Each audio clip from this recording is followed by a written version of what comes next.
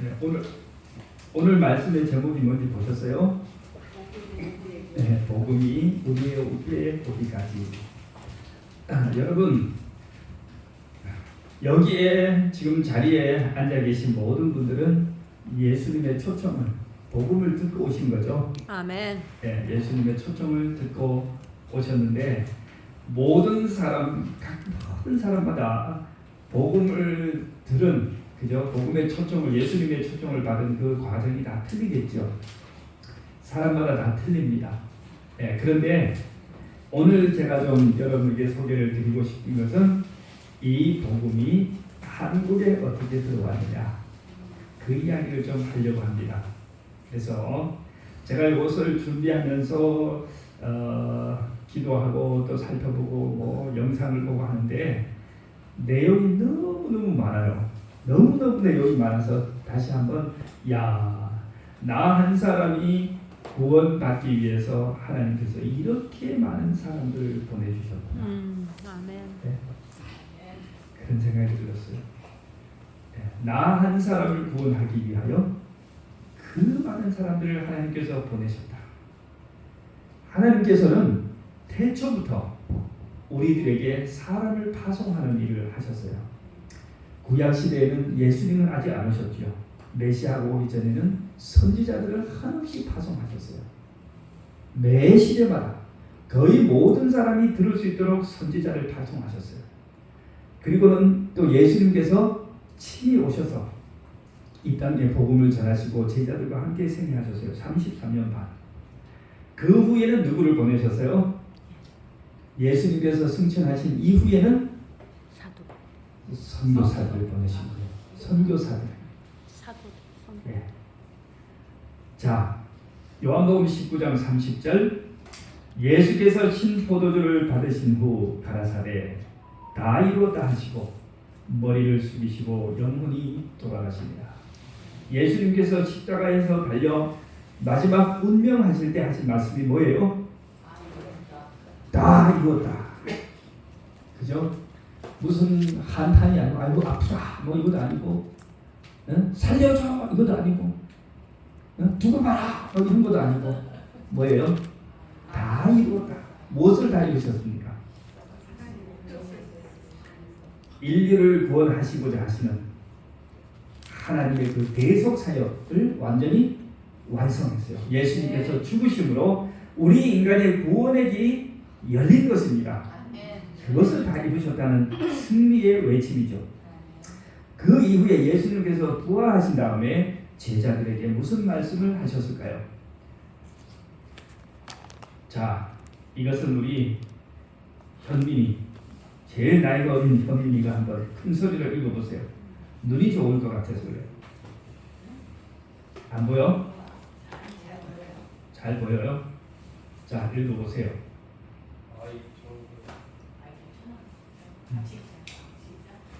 예수께서 나와 말씀하여 이르시되 하늘과 땅의 모든 권세를 내게 주셨으니 그러므로 너희는 가서 모든 민족을 제자로 삼아 아버지와 아들과 성령의 이름으로 침례를 베풀고 내가 너희에게 분부한 모든 것을 가르쳐 지키게 하라. 볼지어다 내가 세상 끝날까지 너희와 항상 함께 있으리라 하시니라. 아멘. 네. 자, 예수님께서 이제 거의 그의 생애 마지막, 정말 승천하시기 전에 제자들에게 하나의 명령을 주셨는데 그 명령이 뭐예요? 너희들은 가라는 겁니다. 어디까지 가라? 세상 끝까지. 여기 보니까 어디 나왔어요? 너희는 가서 모든 민족을 제자로 삼아. 그죠? 모든 민족. 사람이 사는 곳은 어디든지 다 가라는 것입니다. 자, 그 다음에 예수님께서 이제 하늘로 막 승천을 하시는데, 예수님께서 하늘로 승천을 하실 때에 제자들이 아직 잘 못 알아차리고 뭐라고 물어요? 예수님께 여쭈어 이르되 주님께서 이스라엘 나라를 회복하심이 이때입니까? 이르시되 때와 시기는 아버지께서 자기의 권한에 주셨으니 너희가 알 바 아니요 오직 성령이 너희에게 임하시면 너희가 권능을 받고 예루살렘과 온 유대와 사마리아와 땅 끝까지 이르러 내 증인이 되리라. 그랬어요. 여기에 그리스도인이 무엇을 위해 살아야 하는지, 어떻게 살아야 하는지가 분명히 제시되어 있습니다. 우리 그리스도인의 인생의 목표는 뭡니까? 바로 이것입니다. 땅 끝까지 가서 예수 그리스도의 증인이 되는 것. 그것이 우리 그리스도인의 인생의 목표입니다. 자, 바울 사도는 로마서에 말씀하시기를 10절부터 읽겠습니다. 내가 만일 9절부터요. 10장 9절. 내가 만일 내 입으로 예수를 주로 시인하며 또 하나님께서 그를 죽은 자 가운데서 살리신 것을 내 마음에 믿으면 구원을 얻으리라. 사람이 마음으로 믿어 의에 이르고 입으로 시인하여 구원에 이르느니라. 이런 예수님을 영접하고 구원받기 위해서 많은 경을 외우거나 이해하거나 암기할 필요는 없습니다. 여기에 딱 요약되어 있어요. 주님이 예수께서 나의 주님이십니다. 그리고 하나님께서 그를 부활시키셨다는 사실을 내가 믿습니다. 라고 말하면 충분하다. 그런데 문제가 하나 있어요. 성경이 이르되 여기 아니고요. 제가 좀 한 말씀 받아요. 13절 누구든지 주의 이름을 부르는 자는 구원을 받으리라. 여기까지 한 다음에 문제가 하나 있어요. 여기입니다. 그런즉 그들이 믿지 아니하는 이를 어찌 부르리요? 듣지도 못한 이를 어찌 믿으리요? 전파하는 자가 없이 어찌 들으리요? 누구든지 주의 이름을 부르면 구원을 얻는데 뭐하지 않으면 들어본 사람이 없으면 어찌 그 사람이 구원을 받겠느냐? 보내심을 받지 아니하였으면 어찌 전파하리요? 기록된 바 아름답도다. 좋은 소식을 전하는 자들의 발이요. 바로 이 좋은 소식을 전하는 사람이 누구예요? 선교사. 바로 선교사. 복음을 전하는 사람. 복음을 전하는 사람, 전도인 또는 선교사를 말합니다. 최근에 이분 소식 여러분 들으셨죠? 그죠?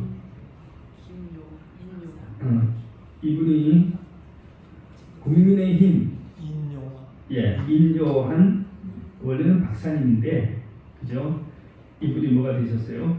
국민의힘 혁신위원장. 왜 이분이 됐나 했더니 이제 이분이 굉장히 한국과 인연이 깊은 사람이에요. 연세세관스 병원에서 교수로 하고 또 뭐 했냐면 외국인 진료센터 그죠? 원장을 역임을 했습니다. 이분이 예전부터 정치에 꽤 많이 관여를 하신 것 같아요. 주로 이제 보수 쪽에. 근데 이제 이분이 의사이니까 사람을 수술하듯이 이 부패하고 문제 많은 정당을 외과 수술을 좀 해서 당을 좀 개정하고 그렇게 한 것 같아요. 이분이 4대째, 5대째 한국에 살고 있는 집안입니다. 인요한이라고 하는데 인이 이제 원래는 린턴이라고 하는 미국 성이에요. 린턴이라고 하는 그 성의 이름을 그걸 성을 가져서 이름은 존인데 존은 한국말로 요한이니까 인요한 이렇게 되어 있는데 이분이 증조 할아버지가 되시는 분이 한국에 처음 선교사로 오셔요. 그 전라도 지역에 아주 적은데 오늘 제가 시간이 없어서 그분 이야기를 다 못할 것 같아요. 얼마나 자료가 많은지. 근데 이제 간략하게 하고 넘어가겠습니다. 전라도 지역에 와 이분이 처음에 이제 왔더니 이제 이분이 그 선교사이면서 의사로 왔는데 하여튼 고생을 많이 했어요. 아주 미국에 아주 공부 잘하는 수재고 명문가의 저건데 결혼을 했는데 그 부인이 아버지는 루이스 무슨 신학대학원 총장님이시고 할아버지는 또 무슨 프린스턴 대학교 총장님이세요. 우와. 그러니까 그런 아가씨하고 연애를 해가지고 뭘 해야 돼? 결혼을 해야 돼. 근데 어디를 간다? 나 결혼해서 조선으로 선교사를 간다 보니까 깜짝 놀란 거예요. 여자친구가. 조선이 어디야? 그랬더니 그 시대의 조선은 우리 지금 뭐 우간다나 뭐 이런 나라보다도 더 존재감이 없는 아주 초라하고 막 가난하고 막 그런 나라였어요. 거기에 선교사로 간다고 하니까 그 유명한 대학을 졸업한 의사가 그리 간다고 하니까 그 여자친구가 고민을 했는데 선뜻 승낙합니다. 오케이, 둘이 가서 하나님의 부르심이니까 둘이 가서 그런 선교를 하자. 그래가지고 미국의 최고 명문가 그 두 사람이 결혼을 해서 오는데 어디를 왔는데 처음에 그 다음에 이제 전라도 나주에 정착을 해서 선교를 하려고 해요. 근데 나주에 갔더니요, 그 당시만 해도 유학도 유림 양반들이요 결사 반대하는 거예요. 이상한 서양 양교가 와가지고 우리나라의 전통 풍속을 해친다고 그래가지고 쫓겨가지고 어디나 목포가 그때 막 개항을 해가지고 목포가 막 개항해서 외국인이 살 수 있다 해가지고 목포에 갔는데 아니나 다를까 거기서도 목포의 유림들이 막 양반들이 나서서 진을 치고 반대해요. 그래가지고 버려진 땅 유달산 산 기슭에 가가지고 혼자 초막을 짓고 살았다고 합니다. 그렇게 해서 아들도 낳고 그 다음에 딸도 낳고 했는데 딸을 낳고 나서 아주 젊은데 그 부인이 풍토병으로 죽어요. 네. 그렇게 해가지고 참 애들을 키울 수가 없어서 애들을 다시 돌려보냅니다. 미국으로 보내고 그리고 자기는 계속 선교를 하다가 또 어떤 이제 선교사하고 결혼을 해요. 결혼을 해서 열심히 선교를 하는데 또 그 부인이 또 교통사고로 죽습니다. 한국에서. 자, 그 정도 되면 참 그죠? 그가 선택한 이 인생이죠. 얼마나 참 그렇습니까? 근데 이분이 정말 기도로 하나님에 대한 충성과 이 자기는 한국으로 나를 보내신 것은 하나님의 명령이다. 이렇게 생각하고 계속 선교를 해요. 그렇게 하다가 이제 큰 전환이 일어납니다. 이 목포에서 어떤 사람이 보고국을 먹고 보고를 잘못 먹고 중독이 돼서 다 죽어가는데 이분이 가서 이제 기도하고 치료를 해줬는데 나았어요. 그러더니 막 목표 지역의 사람들이 이제 막 그때부터 구름대처럼 모여들어요. 그렇게 해가지고 이분이 참 이제 이분의 중조부죠. 거기서 아주 크게 교회를 일으키고 그 다음에 이제 광주에 와서 크게 교회를 하고 학교를 짓고 병원을 짓고 이제 그런 일을 하는데요. 이분의 할아버지는 일제시대 때 그 학교를 세웠는데 그 학교가 신사참배를 반대합니다. 신사참배, 일제가 신사참배를 강조하는데 이분들이 굴하지 않고 버티다가 굉장히 고초를 겪어요. 그 학교가 막 폐쇄를 당하고 막 그런데 그래서 이 할아버지가 독립유공자입니다. 그 다음에 이분의 또 삼촌은 또 6.25 때 참전해가지고 정보장교로 참전해서 북한에까지 올라가가지고 전투 중에 전사를 해요. 그리고 이제 이 임요한 박사 형이 있고 자기가 있는데 형제들이 좀 있지만 형은 또 뭘 했냐 하면은 그 결핵사업 이 집안이 대대로 한국의 결핵치료 사업을 했는데 북한에 해마다 많은 결핵 환자를 치료합니다. 수백 명 수십 명을 치료하는 그 일을 아직도 하고 있어요. 그렇게 하고 또 이분은 또 그 아버지가 한번 이제 사고로 죽습니다. 아버지가 트럭을 몰고 가다가 마주오는 버스하고 이제 정면 충돌을 해서 아주 굉장히 위태로운 상황입니다. 근데 보니까 이제 버스가 음주운전이에요. 버스가 음주운전을 하는데 아마 중앙선을 넘어왔는지 아버지하고 부딪혔는데 이 아버지를 바로 병원을 가면 살릴 수 있었는데 그만 좁은 골목에 막 이 차에 옮겼다가 택시 옮겨가지고 내 좁은 골목에 길이 막혀가지고 지체하다가 택시 안에서 아버지가 돌아가셨어요. 예. 그래가지고 이 인요한 박사가 가슴에 아픔을 안고 그때부터 뭘 하냐면 이 좁은 골목에 쓸 수 있는 한국형 앰뷸런스를 개발해야 된다. 그렇게 해가지고 15인승 그 스타릭스를 개조해가지고 만든 앰뷸런스가 지금 한국형 앰뷸런스입니다. 그래서 이제 이분들이 4대, 5대 이르기까지 대한민국을 위해서 한 일이 엄청나게 많습니다. 네. 그런데 오늘은 이제 이분 얘기를 하려는 것은 아니고 이 사람들과 같이 이분과 같이 뭐 하는 거예요? 이 대한민국의 복음을 전파하기 위해서 그들의 생애를 바쳤던 많은 선교사들이 있다는 겁니다. 네. 한 번은 예수님께서 이 땅에 계셔서 이제 그 십자가에 돌아가시기 얼마 전에 6월절이 됐어요. 명절인데 명절에 헬라인들이 성전에 찾아왔다가 예수님을 찾아옵니다. 근데 예수님이 그 헬라인들을 만난 이야기는 그렇게 자세히 나오지 않아요, 성경에. 근데 만나기 전에 제자들에게 한 말씀이 있어요. 헬라인이 와서 예수님을 뵙고자 합니다. 헬라인들은 이방인이잖아요. 유대인이 아니고 이방인들이 예수님을 찾아오니까 예수님께서 제자들에게 뭐라고 하냐면 인자와 영광을 얻을 때가 왔도다. 여러분 성경에서 하나님이 영광을 받으신다는 것은 무슨 뜻입니까? 구원자가 생기는 거. 하나님이 영광을 얻으셨다. 이거 무슨 뜻이에요? 우리는 기도할 때 주님 영광을 주님께 돌려드립니다. 그러죠? 우리가 주님께 영광을 돌려드리는 것은 뭡니까? 어떻게 하는 것입니까? 하나님은 언제 영광을 받으셔요? 예배. 그리스도의 의를 통해서 영광을 받으시죠. 예, 우리가 이해하는 것은 대체로 너무 신학적이에요. 하나님이 영광을 받으신다는 표현은 다른 말로 하면 주님이 기뻐하신다는 거예요. 아, 주님이 기뻐하시구나. 그게 그분이 영광을 받으신다는 거예요. 그러니까 예수님이 헬라인들이 찾아왔다고 하니까 인자가 영광을 얻을 때가 왔다. 예수님이 너무 기쁘셨던 거예요. 지금까지는 복음이 어디에 머물러 있었는데 유다.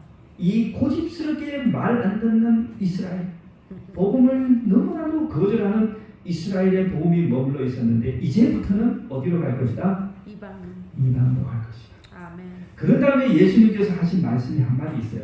혹시 기억하십니까? 그 말씀 다음에 예수님께서 하신 말씀이 있어요. 우리는 그 말씀을 엉뚱한 데 갖다 많이 쓰는데 여기에다 잘 안 써요.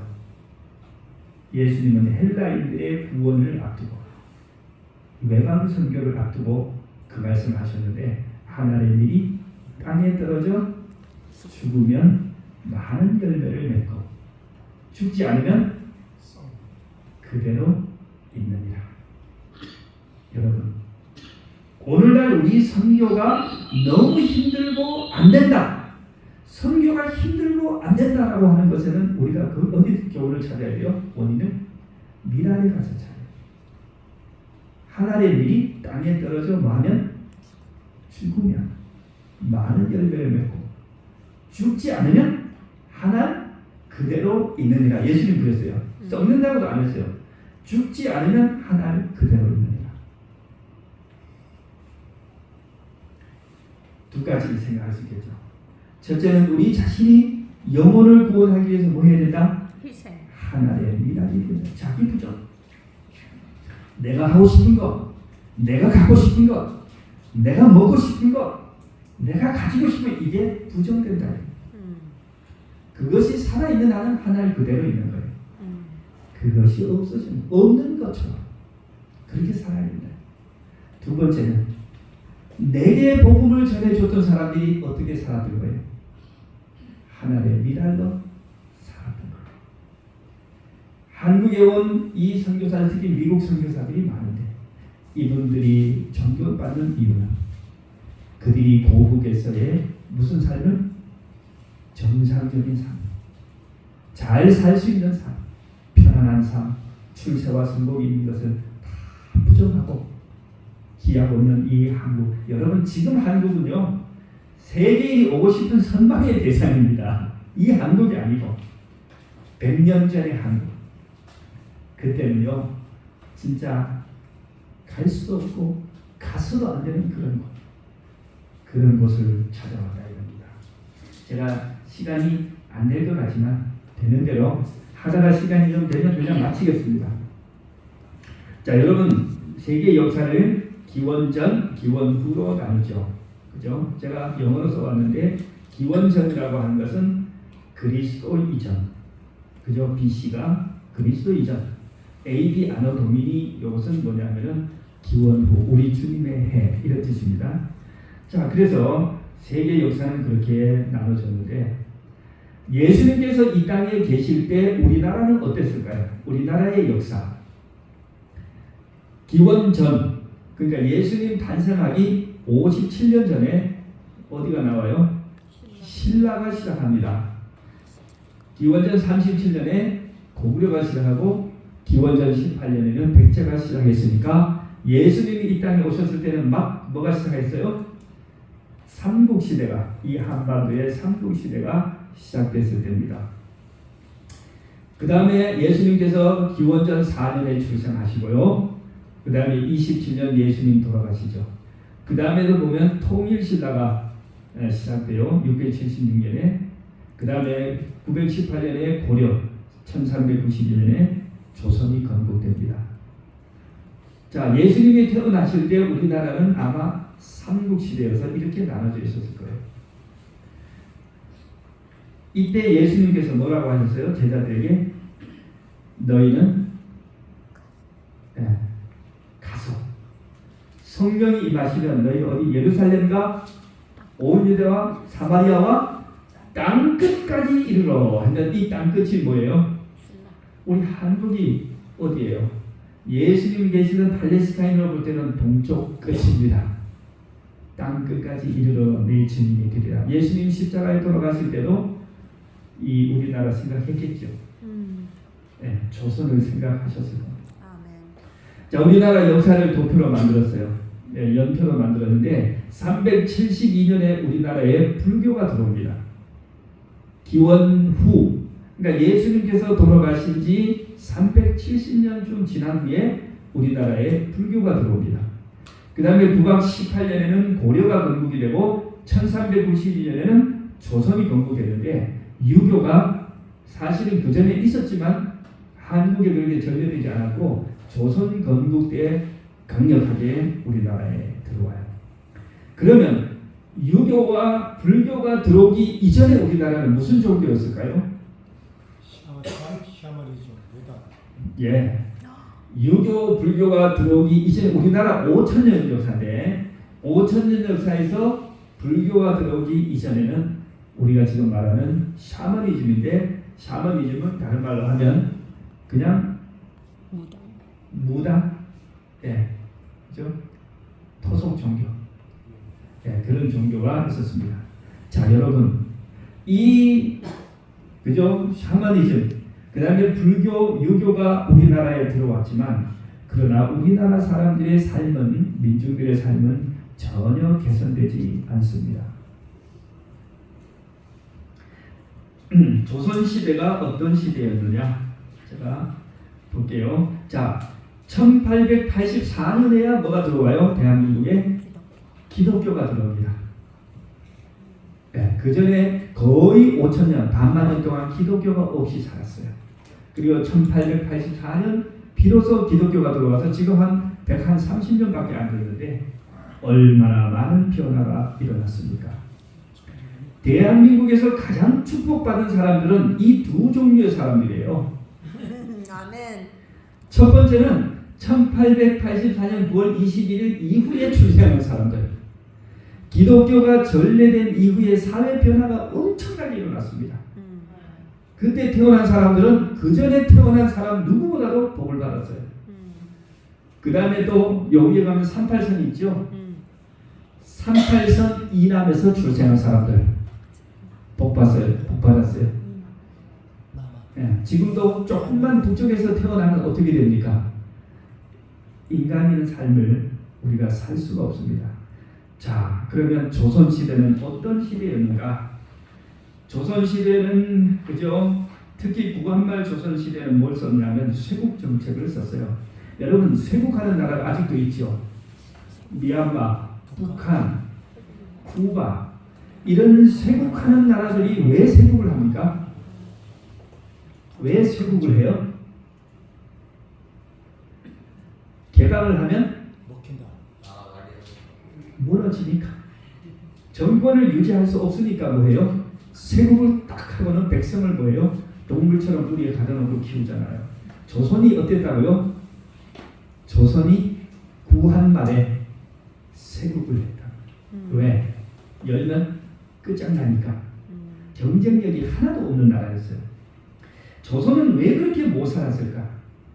그 당시 전 세계에서 가장 못 사는 나라가 조선이에요. 조선은 왜 그렇게 못 살았을까요? 조선을 망친 주범은 봉건시대 차별적 신분제도예요. 양반, 쌍놈, 천민. 그 차별제도를 지지했던 철학적 기초가 바로 유교입니다. 유교가 가지고 있는 세계관 질서가 뭐예요? 모든 인간을 수직적 질서를 만들어 놓고 남자는 여자보다 높고 애들은 부모는 애들보다 높고 사장은 직원보다 높고 선생은 제자보다 높고 고참은 쫄병보다 높고 이게 뭐예요? 이게 바로 유교 질서. 평등이라는 것은 하나도 없어요. 남녀 차별이 엄청 심했습니다. 말할 필요도 없어요. 그 다음에 양반과 쌍놈으로 나누는데 쌍놈이 되면 제 아무리 날고 기어도 출세길은 없습니다. 홍길동전이 오죽하면 나왔겠어요. 홍길동전은 양반 자제이긴 한데 엄마가 둘째 부인이에요.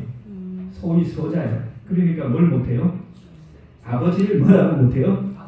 아버지를 아버지라고 부를 수 없고 형을 형이라고 부를 수 없어요.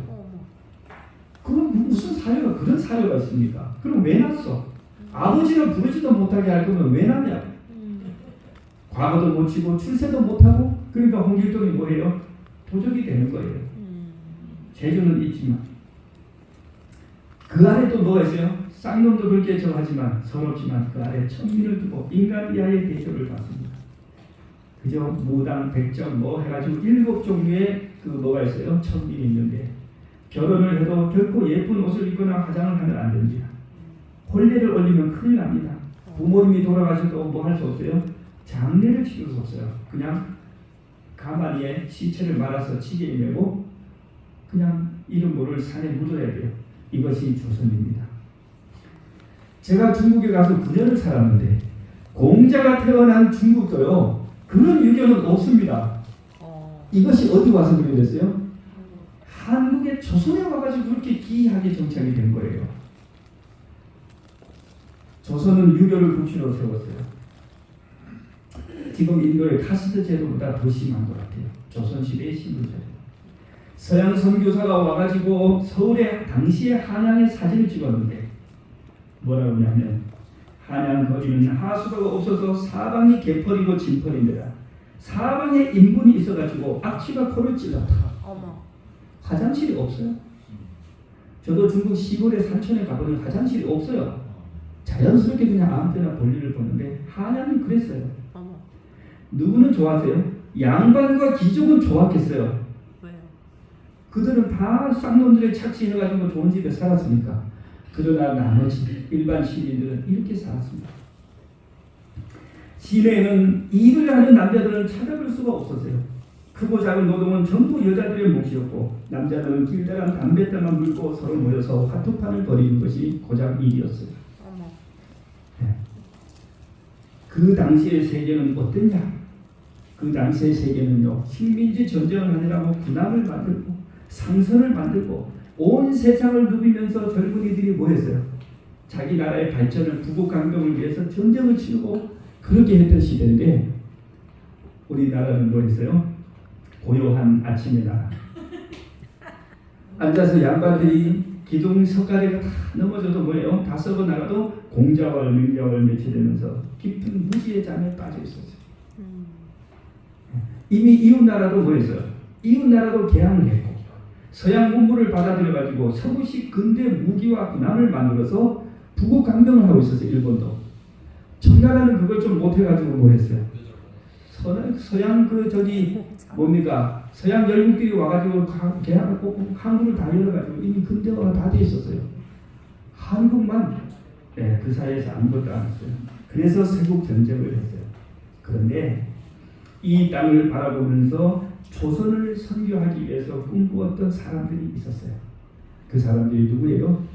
선교사들이. 제가 시간이 없어서 한두 개만 말씀드리고 마치겠습니다.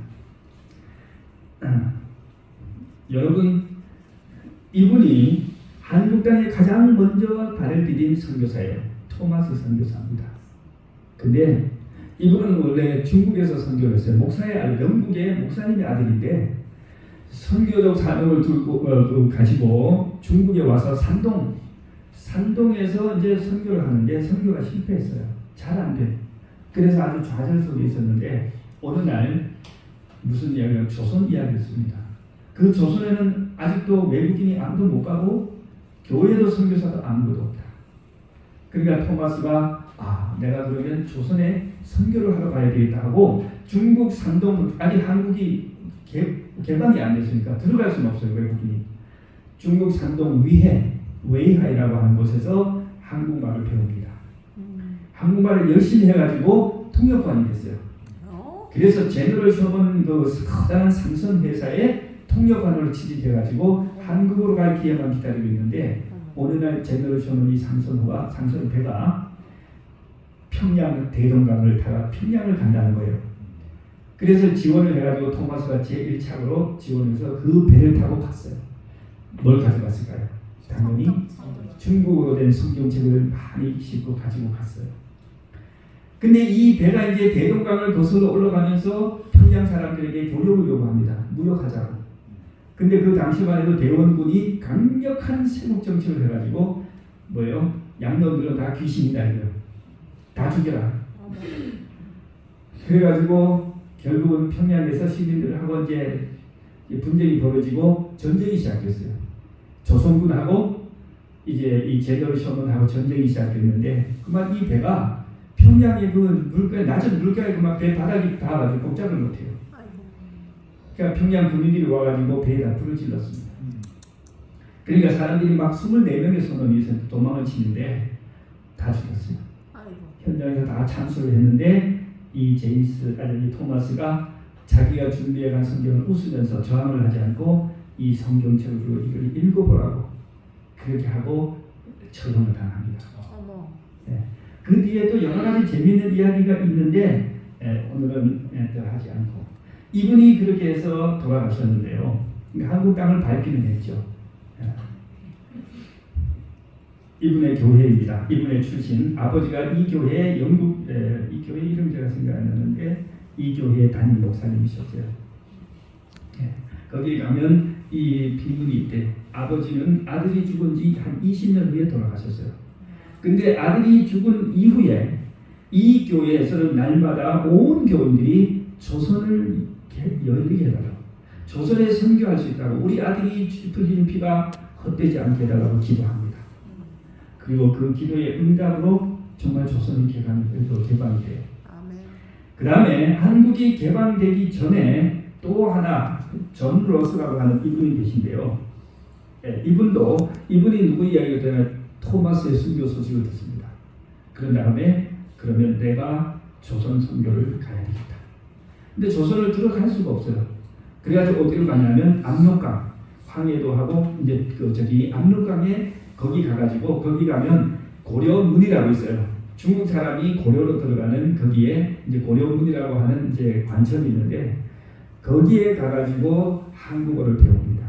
한국어를 배우면서 이분이 그 사이에 아주 중요한 일을 했는데 최초의 한국어 성경을 번역합니다. 어머. 저게 최초의 한국어 성경이에요. 미국, 어디 이렇게 있는데요? 영국 예수 성교회라고 써 있는. 예수 성교 성서, 예수 성교 성서. 성서. 예. 자, 그런데 이분이 한국어를 배울 때 이렇게 배웠어요.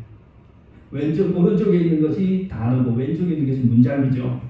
이쪽에 보면 내, 우리, 나, 그리고 너, 뭐 이렇게 나오는데 당신을 뭐라고 하냐면 임자, 임시, 그리고 they, 여기 보면 they를 대사람들 아마 우리말로 하면 저 사람들 그런 뜻인 것 같아요. 이렇게 다 영어로 하고 왼쪽에 보면 너를 믿지 못하다. 어떻게 왔으마? 걸어왔음에 맨니 길이나 갔나? 80오리 갔매. 어머. 다리 아파가지 못하겠다. 내 와서 너를 맞아봤음에. 어. 읽으니까 뜻이 통하죠. 네. 이렇게 배웠는데 이 말이 왜 그런가 하니 평안도 사람한테 북한말. 평안도 사람한테 한국어를 배워가지고 존로스 선교사가 전부 다 이렇게 했어요. 근데 참 10년 만에 이렇게 배우기 시작한 지 10년 만에 뭘 번역했어요? 성경을 번역했습니다. 최초의 한국어 성경이 그래서 외국인에 의해서 번역이 되어서 한국어로 들어옵니다. 재미있는 얘기가 있는데 외국 사람들이 한국어를 배울 때 한국 사람이 영어를 배울 때 되게 헷갈리는 것들이 있어요. 뭐 키친 하고 치킨. 키친은 부엌이고 치킨은 닭이잖아요. 근데 그걸 많이 헷갈려서 이제 막 두리뭉실을 섞어서 쓰는데 외국 사람들은 뭐가 헷갈리냐면 선생하고 생선. 그 말이 좋다니까 선생님 생선 드세요 해야 되는데 생선님 선생 드세요 이렇게 말해야 되는데 재밌다. 네, 그렇게 하는데 이 미국 사람들이 저는요 이 선교사들이 전부 와서 한국어를 배워요. 얼마나 존경스러운지 몰라요. 제가 중국에 가서 그 선교를 하는데 그 중국에서도 우리가 있던 곳이 미얀마 바로 위에 있는 쿤밍 그 운남성 오지인데 거기에 어느 날 쿤밍 교회에 버스가 들어오더니 관광버스가 들어오더니 백인 머리가 크니까 80대 노인들이 막 내리시는 거예요. 그래 이분들이 누군가 봤더니 예전에 여기에 계셨던 미국 선교사의 자녀들인데 안식일날 교회에서 그분들한테 기도를 부탁하는데요. 단상에 올라가가지고 완벽한 중국어로 술술술술 기도를 하는 거예요. 그때 우리 아직 중국어 배우는 초기에 막 중국어 너무 막 힘들어서 머리가 아픈데 이 머리 희끗희끗한 미국 노인들이 그냥 쫙 하니까 한참 놀랐어요. 봤더니 전부 중국에서 태어났어요. 자기는 I'm made in China. 네. 중국에서 태어나고 자라가지고 그렇게. 근데 이 한국형 선교사들이요, 그렇게 와가지고 한국어를요 한국 사람 못지않게 잘. 여기 물론 인요한 이 박사님은 한국에 태어나서 학교를 다녔으니까 당연히 잘하시겠지만 미국의 선교사들이 그렇게 와서 영어를 한국어를 해가지고 선교를 한 것입니다. 자, 어쨌든 한국이 개방됐어요. 한국이 개방돼서 한미 수호조약을 체결하는데요. 한미 수호조약을 체결한 다음에 미국에서 고맙다고 뭘 하면 견미단을 초청해요. 미국을 와서 이제 견학을 좀 하시오. 그래가지고 견미단이 이제 뭐냐면 고종이 사람을 뽑아서 대표를 뽑아서 미국을 보내는데 이분들이 견미단입니다. 네, 전부 다 머리에 갓을 쓰고 수염을 기른 양반들이죠. 그런데 미국을 가가지고 기차를 타고 사흘 남을 며칠을 가는데 이거를 안 보고 양반의 자세를 하고 있는 거예요. 근데 서양 사람들이 볼 때 너무너무 우스꽝스러워서 물었어요. 대체 이걸 보통 실내감 모자를 벗는데 이분들은 모자를 하고 탁 그대로 있으니까 대체 이게 뭐냐고 물었더니 이걸 가시라는 겁니까? 어머머. 가 영어로 가시 하나님이잖아요. 오마이갓. 아, 이게 가시라고. 거기에 누가 있었냐면 두 명 있었는데 한 분은 가우처라고 하는 목사님이 옆에 있었고 또 게일이라고 하는 학생이 옆에 있었는데 청년이 이 두 사람이 한국에 대해서 배웁니다. 가우처 목사님이 뭐래요? 얘기를 해보니까 통역을 대동하고 얘기를 해보니까 3일을 같이 가면서 물어봤는데 선교사도 없고 기독교도 없고 아무것도 없네. 그래가지고 이 목사님이 참 하나님께 헌신하죠. 이 나라에 선교사를 보내겠다고. 그 다음에 이제 게일이라고 하는 청년은 또 그걸 알게 되고 나중에 게일이라고 하는 청년은 한국에 자기가 직접 와서 선교를 합니다. 제가 시간이 없어서 그냥 하는데요. 이 게일이라고 하는 청년이 1888년에 한국에 와가지고는 병신학교 세우고 정신학교 세우고 이화학당 여기까지 세웠는데 그게 나중에 이화학당이 되고 대제학당이 됩니다. 그 다음에 이 가우처 목사님은요. 가우처 목사님은 자기 교회에 가가지고 설교하고 헌금을 했어요. 헌금을 굉장히 많이 받았어요. 조선에 선교사를 보내자고 헌금해서 그걸 미션 본부에 보냈더니 미션 본부에서는 꿈쩍도 안 주고요. 조선에 대해서 정보가 하나도 없어요. 그러니까 선교사를 보낼 생각을 못 하는 거예요. 그래서 목사님이 일본에 있는 선교사를 컨택해요. 맥클레이라고 하는 선교사에게 당신 빨리 가서 조선에 가라. 그래 맥클레이 선교사가 조선에 와서 누구를 만나냐면 고종 황제를 만납니다. 고종 황제를 만났더니 고종 황제가 선교사는 절대 안 된다. 선교사는 절대 안 되고 지금 저기가 저것 때문에 콜레라가 창문에 사람이 매일 수십 명씩 수백 명씩 죽으니까 의사 2명 보내달라. 그리고 지금 나라가 개방해가지고 외국인하고 뭐 통상을 해야 되니까 언어 교사 3명만 보내달라. 네, 그래가지고 항상 지금도 그래요. 지금도 아랍 국가나 공산 국가는 항상 선교사는 절대 안 받고 의사하고 뭐만 받아요? 언어 교사만 받아요. 네, 그래서 이 요청으로 의사와 언어 교사를 보내는데 5명이 오는데요. 다 선교사예요. 네. 다음에 제가 시간 있을 때 더 하겠습니다. 네, 이 선교사들이 와서 참으로 힘든 고생을 많이 했습니다. 네. 근데 아들이 죽어도 그 일을 버리지 않고 딸이 죽어도 그 일을 떠나지 않고 남편이 죽어도 아내가 죽으면 남편이 그 일을 계속해서 이 대한민국을 조선을 그죠 하나님 앞에 드리기 위해서 그렇게 해서 우리가 지금 다 모든 것을 알 수 없어요. 우리는 나에게 복음을 전해준 그 사람만 알지만 그 사람은 또 어느 사람을 통해서 그 사람은 또 어느 사람을 통해서 이렇게 천국에 가면 다 출력이 될 겁니다. 그러면 우리가 그 나 한 사람을 구원하기 위하여 나의 앞에 그 무수한 선교사를 보내신 그 하나님의 은혜에 감격하게 될 것입니다. 우리가 그 놀라운 하나님의 놀라운 사랑과 능력 그리고 그의 예수님의 명령을 따라 그 제자들의 수많은 희생을 보고서도 우리가 예수 그리스도를 거절한다. 우리 어떻게 구원을 받을 수 있겠습니까? 여러분 구원의 이 복음의 기별이 여러분에게 제시되고 예수 그리스도를 영접하라고 할 때 그 복음을 받아들이시기 바랍니다. 그리고 이제 앞으로 여기서 복음이 끝나는 것이 아니죠. 내가 받았으니 나는 또 누군가에게 복음을 전해야 하는데 그 복음을 전하는 비결이 뭐라고요? 하나의 미랄이라는 것입니다. 그렇게 함으로써 하나님께서 영광 받으실 수 있도록 모두가 노력하시기를 바라면서 말씀을 마치겠습니다.